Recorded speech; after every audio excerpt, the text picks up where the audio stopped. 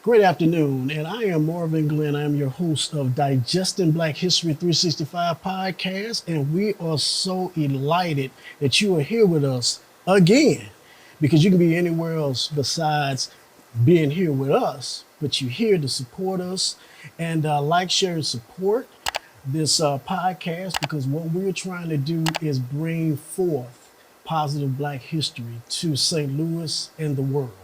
So, first and foremost, I want to bring on my co host, Gwen Moore, and let her come on and say a few words. And then after that, we're going to go into our Q&A, and we're going to go from there. Good afternoon and welcome. All right, all right. Well, that's short and to the point, but we're going to get to the point. This afternoon, we have a great talent that's here in St. Louis, Aviana and the Pure Root. She is born and raised in St. Louis, Missouri, and what we have been able to do is connect musically. And we're going to get some other information about her. So, great afternoon to you. How you Good doing today? afternoon. I'm doing pretty good. I'm Good, doing great. Yeah. good. Yeah, thanks for having me. Yes, yes. And I tell you, the weather that we're having today, smashing, smashing. I can't do nothing but thank God for this weather here and you being here. Because I know you're a busy lady, you know, you're working on your projects and all that sort of stuff. So we're looking forward to getting a lot of information about you today. Okay. So could you give us a backstory? A backstory. A backstory of just like my music or Life in just general. my life. your I mean, well, I'm from music. St. Louis. I, born and raised here in St. Louis. I left when I was 17. I went to Howard University for undergrad in Washington, D.C., and I lived there for about 8 years. And then I went to grad school at New York University. And at that time, I was like really into fashion. I graduated Howard like in the middle of the recession. So like 2008 is like when everything crashed. So, and I was a PR major and everything PR related was the first to go at like all companies. So it was really rough on anybody in PR to get a job, basically. So I interned a lot, but they just wouldn't hire anybody. They would, hire like all these interns at all the big firms back then, and they wouldn't hire any of the interns. And so I think after several years of just like pushing, I kind of was like, maybe I'm just not supposed to be in PR. So then I started getting into fashion, and it just became my life. I just was really into, watching the different fashion weeks, Paris Fashion Week, New York Fashion Week. I became like super obsessed with it. And so I decided to go back to school for it. And so that's when I went to NYU. I majored in visual culture costume studies, and I decided to study it. But before then, I was kind of like volunteering for New York Fashion Week. I worked with Rebecca Taylor in New York, and I did Fashion Week with her. And so school was kind of like, I was studying fashion history more so. And I was really into it, but I don't know. I think like living in New York is crazy already, but I think you add grad school to that and it was just too much. So after it, I just wanted to get out of New York as quick as possible. And it was always my dream though. It was always like, even when I lived in DC, I would go back and forth to New York all the time. For one, I had a boyfriend at the time who we both graduated from Howard, and he lived in New York, and so I would go visit him a lot. And then beyond that, when I was doing New York Fashion Week and stuff, I would just go back and forth, just like volunteering or interning and stuff like that. So when I finally got there, it was like a dream come true. But it was really rough. It was really rough with school. And so afterwards, I went to Europe for a little while. I booked a one-way ticket to Europe, and I traveled around Europe for about 4 months. And I had this epiphany to pursue music like out of nowhere. Break Like that I don't word, know break how that people, you finish this degree and you want to go in a complete different area, but I don't know. One day I just, oh yeah, I'm just gonna go to Paris and I'm gonna sing, and people were like, "What?" And yeah, I didn't know either. I think it was kind of like a trying to discover like my real purpose and who I was, and my mom had wanted me to pursue music when I was a child, and I hated it back then. But she would force me to sing at all these different talent shows and be in different choirs, and I just had really low self-esteem. So I just kind of pushed back against it when I was younger. And I guess through all of the stress in New York, I guess those old seeds that had been planted within me when I was a child began to kind of grow through the turbulence of grad school and everything. And so yeah, I went to Paris and I sang at some cabarets and told people I was a singer from America, which I was not. Which I was not. And, did some open mics and stuff. And that kind of was like my beginning into really pursuing music. I came back to the States and I started continuing to do open mics and things like that. And I started to really learn how to play guitar, which I had a guitar bought for me when I was really young, but I never had the discipline to really teach myself, and I didn't have a teacher. Do you want to give a shout out to anybody that gave you that Who? guitar? Oh, my Uncle Charles. Uncle He gave me Charles. that. He gave me, I think I got it when I was like in middle school. Ooh. I wanted to be like Prince. Prince was like my hero at the time, and I like wanted that. to play Purple Rain. I mean, that's like, I wanted to play can you Purple play Rain. it? Not yet. Okay. Not yet. Listen, what a guitar is. Not yet, but I wanted to play Purple Rain. I wanted to play the beginning, the intro of Love and Happiness. The dun, dun, dun, dun, dun, dun, that, yeah. So that's what initially inspired me to get the guitar. But I didn't start really learning how to play it until I came back to the States from Europe. And that was like when I started learning, like back in 2015 or something like that. And so yeah, that's like that was the start of my Do you feel journey. Do you feel like that journey that you were on, was it going backwards? Because it seemed like you were going from being out of the country, coming back into the country, and finding yourself. I don't know if it went backwards. Well, I guess you mean like picking up on something that I did when I was a kid, in a way. That, but also you been in the foreign country and you learning how, like what your mom was telling you. Yeah. But what happened is you learned something that your mom kept pushing, but you learned how to love it and give True. yourself that credence to becoming a singer. Right. So And how I was don't that? know where that came from. I really, really don't know. I think all of a sudden I was like, I'm an artist and I'm meant to do artist things. But I really don't, it just came out the blue because, like I said, I was studying fashion history. I was putting together like exhibitions. I was like, in academia. And yeah, I really don't know. Because I remember when I told my mom I was going to do it, she was like, why? Why now? Like, what do you want to do that now for? And I'm like, I don't know. I just, it just like came to me. But I think life and spirit can just do that. You're in the midst of something else and you think that your life is supposed to be going this way, and all of a sudden it just like comes to you to go in a completely different direction. I wouldn't say that I was super confident in like what I was doing because my stage fright was so bad that I was in Paris on the microphone shaking and almost crying most of the time because my stage fright was so bad. But something in me was just like, just do it, just like push yourself to do it. Yeah. But I have no explanation other than like destiny. Sounds good. Destiny. Well, you're an artistic person. I mean, fashion is I am. art. That's true. So that's true. you are artistic. That's true. But like music, I wasn't doing I don't know like how that crept up all of a sudden. You know, Your mom? my mom, my mom.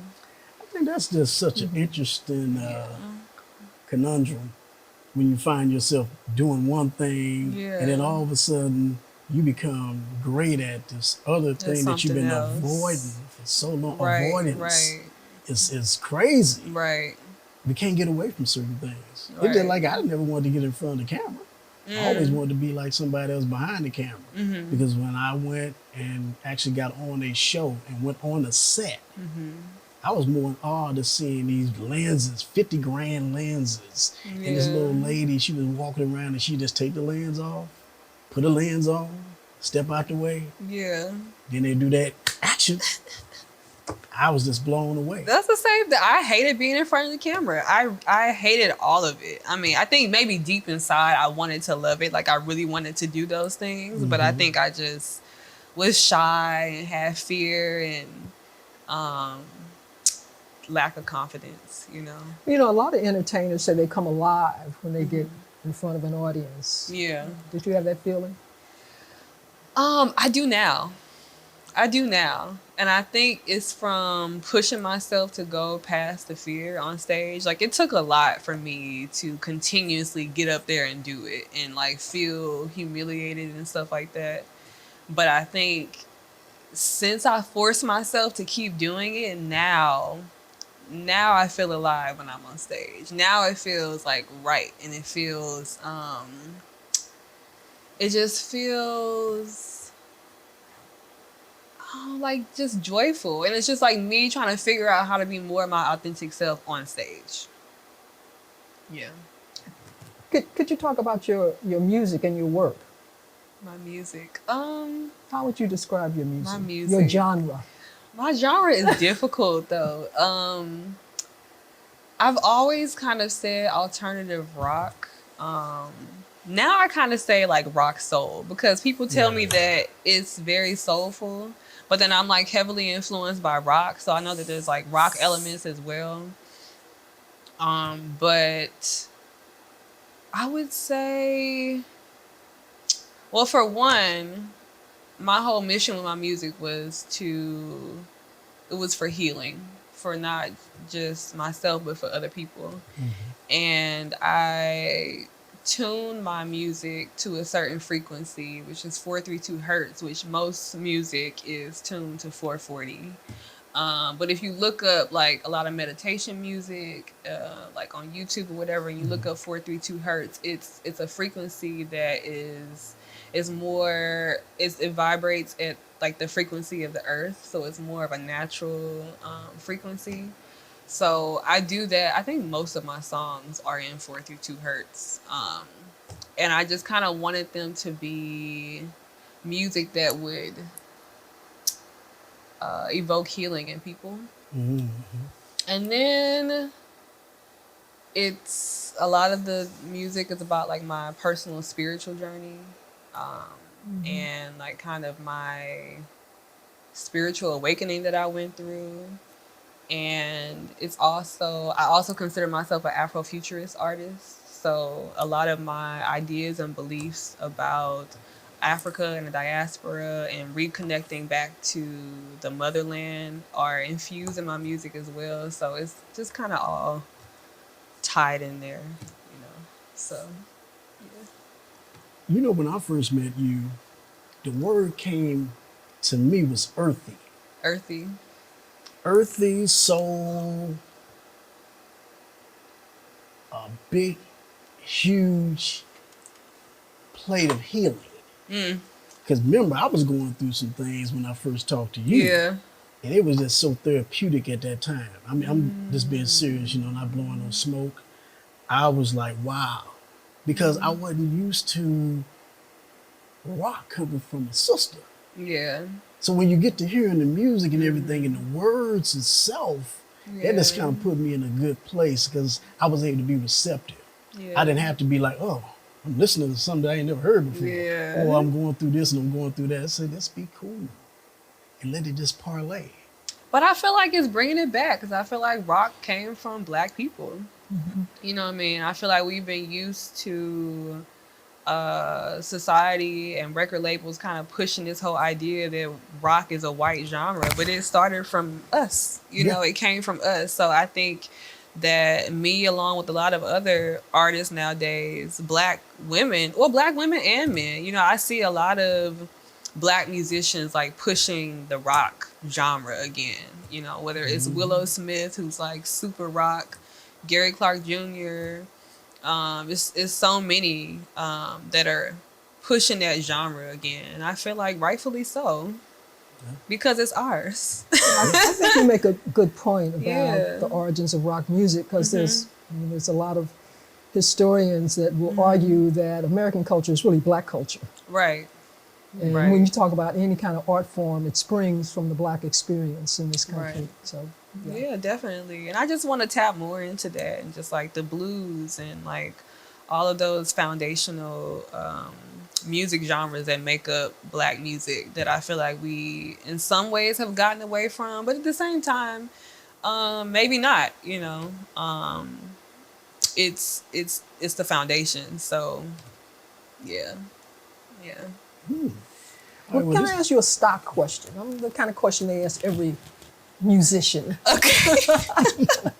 It's about, your influences. You mentioned Prince, for example. Yeah. And when I saw you perform, I remember you did that beautiful rendition of the Sade song. Yes, yes, yes. So I was just interested, what kind of who are your musical heroes? Who are your musical influences? And then, well, go ahead. No, Because I have another wait. question. You know, I always tell people that my biggest influences, I call them the big three, and that's Bob Marley, Prince, and Jimi Hendrix. And like I said, I wanted to be Prince. I wanted to dress like Prince. I just thought Prince was just, and I'm so sad that I didn't get a chance to meet him before he passed away. Me too. But yeah, so Prince, Bob Marley, I feel like his message and just the way he's able to just completely surrender on stage, I feel like encompasses so much that I aspire to as an artist. And Jimi Hendrix as well. And then I have like my other people that I look up to. But I would say that those are like the main three musical inspirations. And Sade, definitely, I feel like Sade was like a staple in my household growing up, you know, like on family trips, vacations, like we played Sade for hours, you know, and throughout my, like in the home, you know, we played Sade. And then we had like the Purple Rain, like vinyl that, you know, we played when I was a kid. So I definitely grew up on all that music, and all of it is an influence. And I'm trying to think of, I think sometimes I forget to mention Kid Cudi. I don't mention Kid Cudi enough, I feel like, because Kid Cudi had not just an impact on my music, but on me coming into my own and like finding myself like as a person and accepting myself as someone who is unique and different, and that's okay, you know. And I feel like a lot of Kid Cudi fans, that's what they feel about Kid Cudi. Can you explain that more? Well, so when he came out, he had this whole, and it's been kind of like a reoccurring theme in all of his music, the whole Man on the Moon theme, and it kind of was about him, I guess, placing himself on the moon, and like this with the you know, like the idea of it, just like being this lone person, lonely stoner, but like just like being like within himself in his own thoughts and figuring out who he is as a person and accepting who he is. And I think I came into his music right when I graduated from Howard, and I think up until that point I felt like I was always trying to fit in, and because I was bullied a lot when I was a kid, so I think I was always trying to fit in with other people and be somebody that I wasn't deep down. And I think, yeah, just his music allowed me to explore a different side of myself, I guess. And it gave me the courage to love myself for who I am. You know, whether it be like the clothes I want to wear, the makeup I want, just like everything about me. It just helped me to embrace me, you know. And also his music is kind of like trippy. It's like a different type of hip hop, and kind of this psychedelic type of feel to it. And I feel like my music kind of has like a psychedelic type of feel to it as well. And I think I wanted it to be. I like writing choruses that I feel like are going to be catching or catchy, and a lot of people describe some of my music as haunting, and I don't know if that's a good thing or bad thing, but it's like something that kind of gets stuck in your head, and yeah, I feel like that's Kid Cudi's music as well. Like So if they say they hunting, say have they been able to decipher what they mean?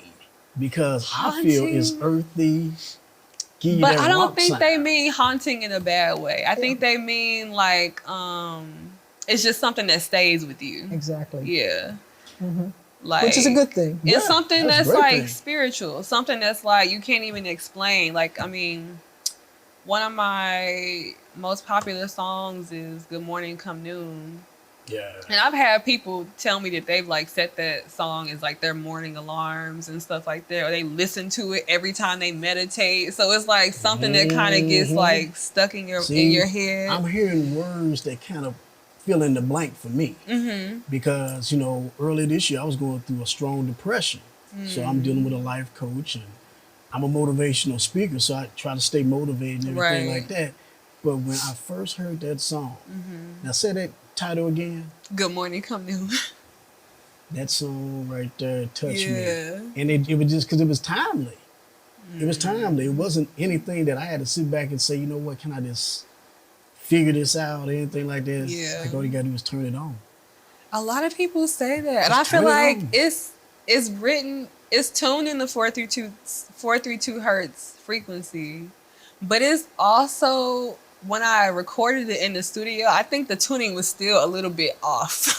So even when I try to like replicate it live, it's never quite the same as how it was recorded. It was recorded in a real special way that I think was beyond me, and so a lot of people tell me that. But So, that's what I want, though. I want people to feel, like healed from my music, ultimately. so do you feel like it was too much air up under it? Like it was flight. Sometimes you can have something and it just takes off. So you think it was too much air up under it? I don't. And the funny thing is, I was going through a terrible time when I wrote that song. A terrible time. But you would never be able to tell. Because I think it's all about your mission as an artist. And I think that for me, it's always been my thing to not put my pain into the music. I think it probably goes in there anyway. But me as an artist, I don't necessarily believe, and I think it goes with my like beliefs with Afrofuturism. So it's like I'm trying to paint new realities. I'm trying to create a new now. So I'm not necessarily, my intent is not necessarily to record the painful things that I'm I'm feeling, because I want to, yeah, I just want to create joy and healing in people, and yeah, I feel like everybody has something to bring to the table as an artist, and that's just what I bring, you know. That's beautiful. I That's think it's beautiful. interesting you write a lot of your work, and I Yeah. think that adds a dimension to you as an artist. So when did you start writing? When I started writing music, it was probably probably back in 2016. I just kind of started, you know, or probably further back in that, 2015 maybe. Because I don't think I ever really had written anything before that. I had written poetry. I had always written poetry, but music, like songs, I'm telling you, when I, and this I think comes along with my spiritual awakening and me kind of feeling like I was supposed to pursue music. All of a sudden, I just start hearing symphonies in my head, like out of the blue. I had never experienced that before. So I would hear all types of melodies and violins and all kind of stuff in my mind, and then songs just came. They just like came out of me, and I wrote them down, and um, yeah. So what is your process? Do you read music? A teeny bit. I went to school. I went back to school for music a couple years ago, so I learned to read music a little bit. And then when I was younger, I actually played violin up until 6th grade. So I used to learn. I used to know how to read music. So I can read a little bit, but now it's mostly by ear. It's mostly by ear. So I write. Usually words and choruses come to me 1st. And then I put guitar to it. Sometimes I wish that I would get the guitar first. That happens sometimes, but rarely. Usually I get like the words and the melody and stuff first. And then I'll figure out the chords, put the guitar to it. And then I'll go to the studio and then other things come, and I try to write the other instruments as well, like the bass, piano, violin. I those come to me as well, just like the melody, and yeah. You starting to give me a flow. There's one person I think you missed that reminds me of you, Corinne Bailey. Corinne Bailey Ray. Okay. That's she just popped in my head because I'm thinking about Just Like a Star. Yeah, I'm thinking she's about that amazing, song. and I feel like she's so. I feel like the thing that she does with her voice, is like a. I don't know how to, but Corinne Bailey Ray's voice, right? I feel like so many artists have replicated what she does, and nobody talks about it. But it's like the same type of like twang. I don't know how to describe it, but I hear it in so many different artists now. And I feel like it comes from her. And she doesn't get her due credit. Right, and especially with how this like falling off the face of the earth. And then I seen her perform. Well, I seen her perform, and it was like 6-7 years later. Because I mean, it was just like she came in and just like bam, bam, bam, like guns blazing.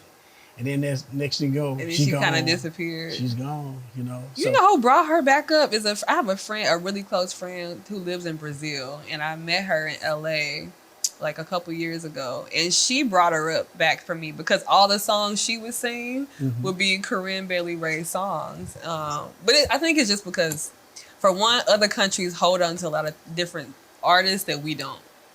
Like they I feel like appreciate music in another type of way. So, yeah. But she's awesome, and she's a purveyor, and she doesn't get the credit that she deserves. I want to ask you about the local music scene. Okay. I know there are a lot of challenges for Black artists in this city. So how do you navigate that? I don't. No. I love St. Louis. For one, it's where I was born, and it's my hometown. And when I really started to dig into the music, I was here when I came back from Europe. But I feel like I don't have as much, because I was like a beginner artist at that time. So I was doing a lot of open mics and things like that. I wasn't getting a lot of gigs. And now that I'm freshly back here, I've only been here again since January. It's been kind of difficult to get gigs here. But I think some of it has to do with me being fresh back here. And you have artists that kind of have been here, like working, pushing it, for years. And so when you come in as and I don't want to call myself an outsider, but a person who hasn't been putting in that work consistently for years just in St. Louis, I think it could be hard to kind of get in where you fit in again. And I think also my music is a different vibe. I think it's a different vibe than what people are used to here. And I think that people, they like the vibe they like.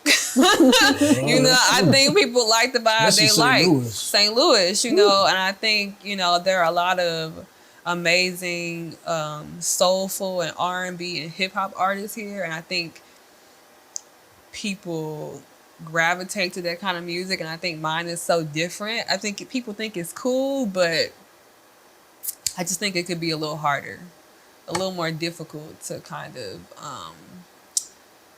you know, showcase what I can do here because of that. But I don't know. I feel like St. Louis is doing some cool things. You know, I've seen since I've been here like some artists doing some pretty big gigs, some pretty big festivals. So yeah, I think it's, for me, it's hard because I don't stay in one place for long. I think that's what, if I was just to kind of put my nose to the ground and stick it out and just be here for like a long time, then I could probably get to a space where it would be a little easier. But I think just it's hard for me to even consider myself a local artist because I'm not really in one place for too long, you know. So Who's your audience? my audience, who's my audience? I think my audience is, I think for one, open-minded, you know, open-minded audience. Are you talking about location or is like just people? Who do you appeal to? Who are you reaching out to? I'm still trying to figure that out. I mean, last time I did my you know, like my metrics on my music, you know, it was a lot of people in LA who are listening. There's a lot of people right now. It's a lot of people in Brazil because because one of my friend from Brazil, she's like kind of an influencer. Shout out to Anna. So she put my music on one of her playlists. So right now it's like a lot of people from Brazil just like streaming my music, which is cool. And I did an advertisement for my newest single. And I put Brazil as like one of many cities that I targeted, but it still was so many Brazilian people. So right now it's Brazil.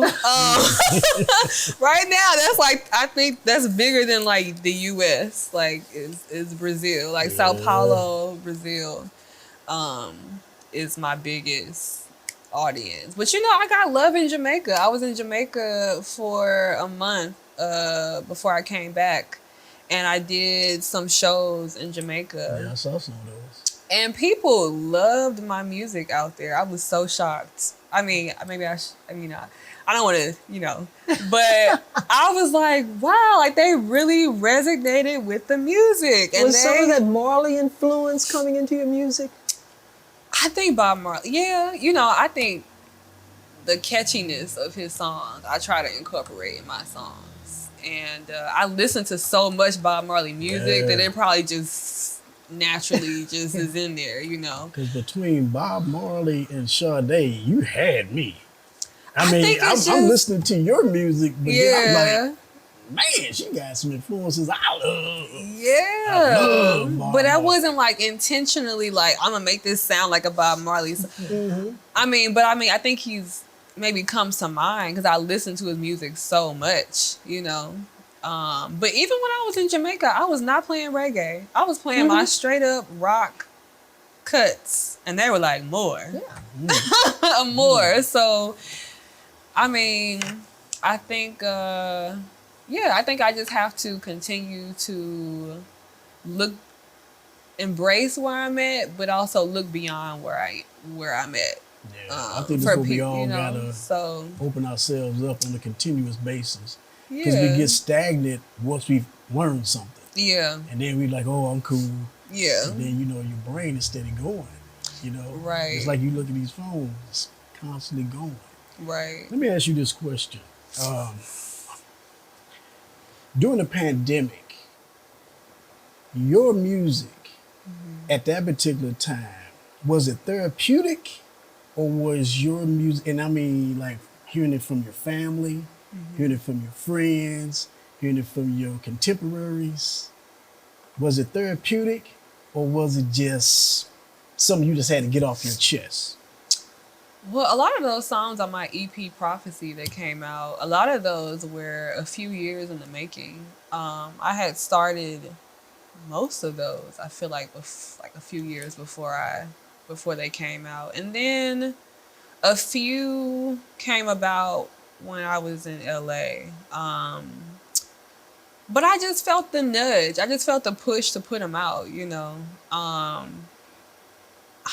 don't sit on music. As soon as I get the funds to like go in the studio and put it down, I'm gonna put it down. And I'm like, okay, when can we release it? Like, I'm just like, I always, when I get songs finished, I want to put them out to the public. Right. I don't really sit on, and maybe I should, I don't know, but um, I just felt like they needed to be out. I felt like it was time for me to put out an EP officially, and it was therapeutic, but it was also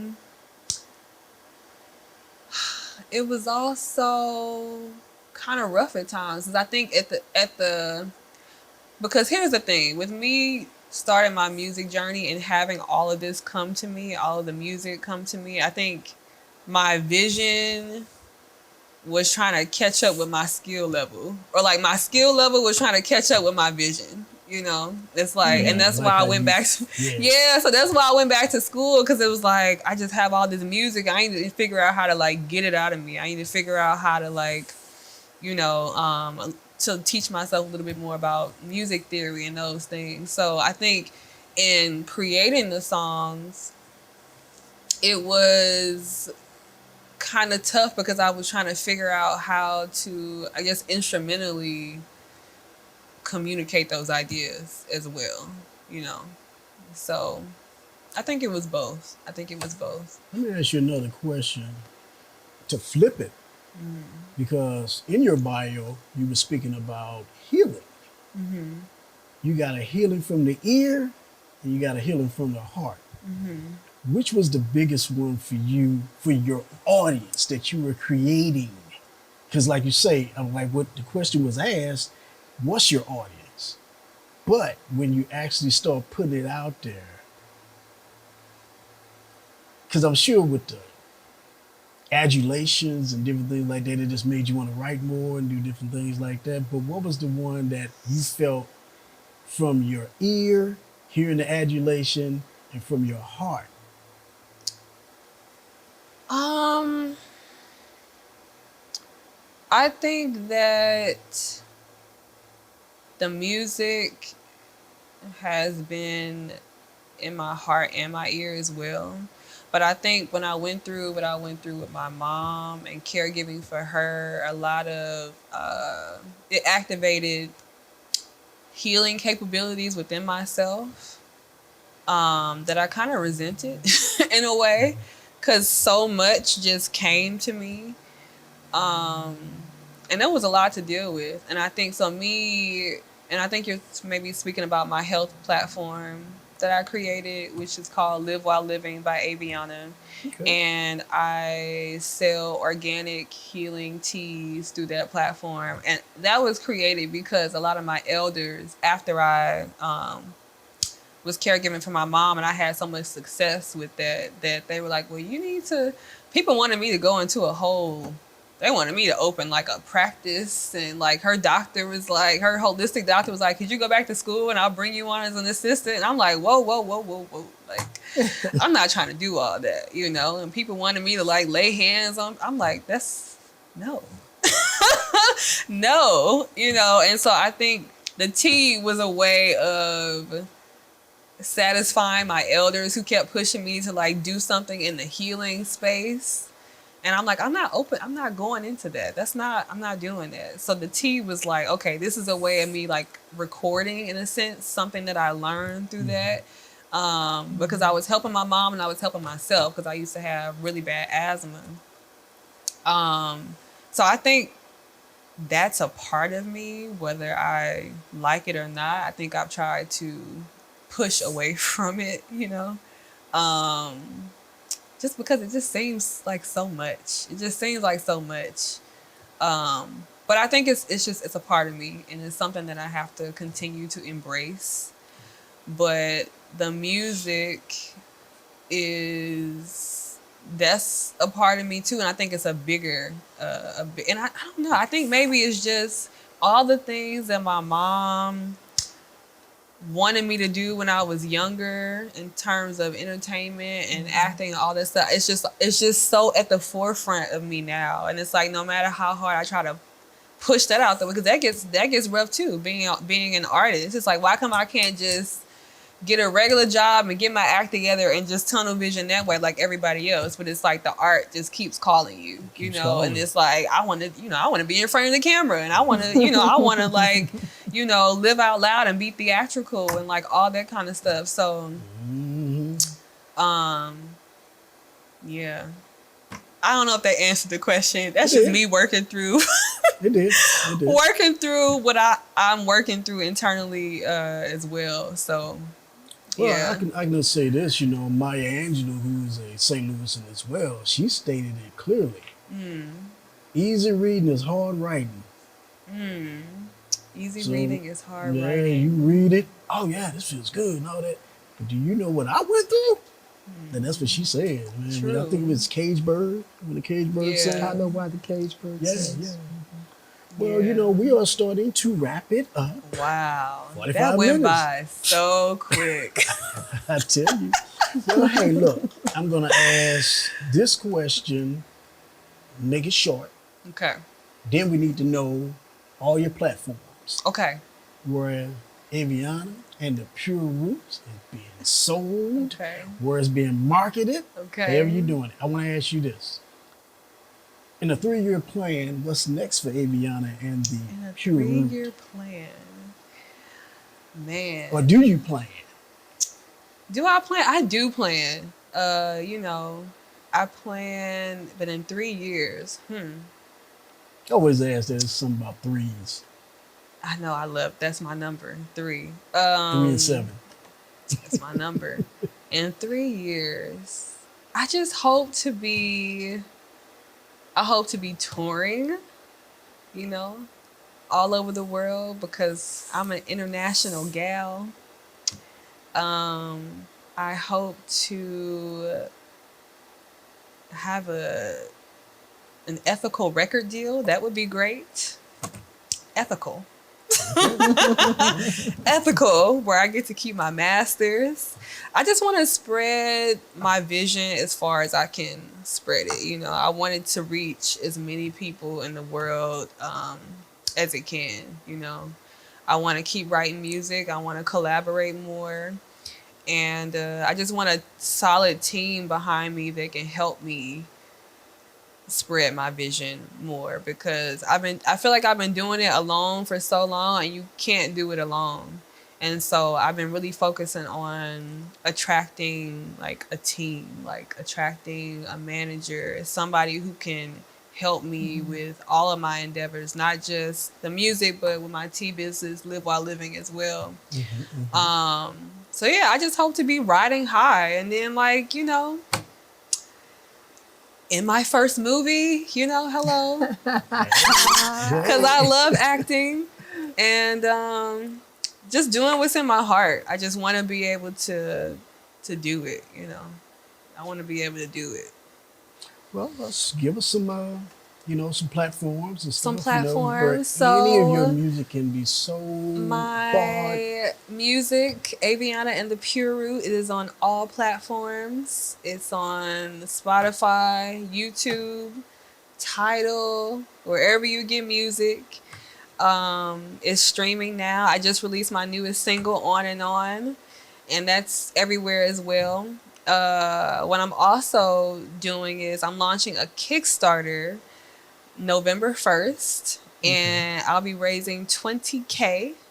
All right. 20K When I launched my Kickstarter, and it is to fund my visual album, basically.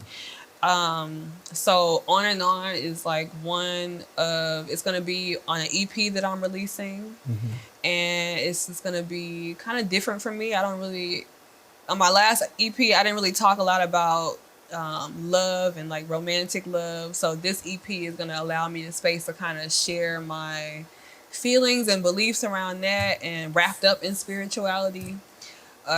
So yeah, the Kickstarter is gonna fund the completion of my EP, as well as making the music videos for all of the songs on the EP. So yeah, that's what I'm calling for. I'm excited. I'm excited to see my vision be manifested and come into reality. Yeah. And thank you guys. All right. Thank all you right. guys. Yeah. Well, when you have anything, any closing Well, remarks? since you said that we were running over, I just want to thank Aviana so much. I think you're such an amazing talent.